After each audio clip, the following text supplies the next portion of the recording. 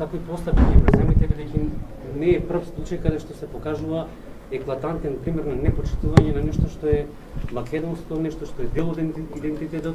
Да, апсолутно го разбирам вашето прашање. Јас имам исклучително квалитетна комуникација со подпредседателот на влада на англиски јазик. Зошто? Затоа што тој од својата 6-та година е одселен од Македонија и живее во Белгија и говори течно 4 јазици.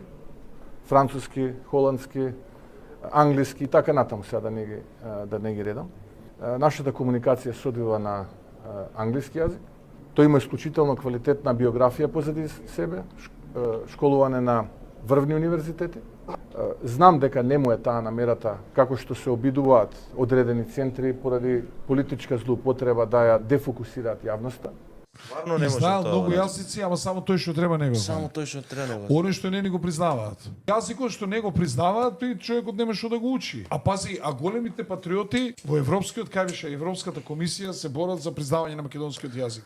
Замисли, они се борци за јазикот, за идентитетот и така натаму. Знамето, Овој името. Знае многу човек од јазици, ама само тој што треба. Јас да сум премиер, го предлагат овој добро, супер човек, квалификуван, завршил во Белгија, знае супер. Ајде ќе си го ставите 1 година и пол он да учи македонски јазик. Кога ќе научи Забрзан круг. македонски јазик, после Курс. година и пол ќе си донесе овде сертификат за познање на македонскиот јазик, ќе направиме реконструкција, ќе си го ставиме човекот у владата.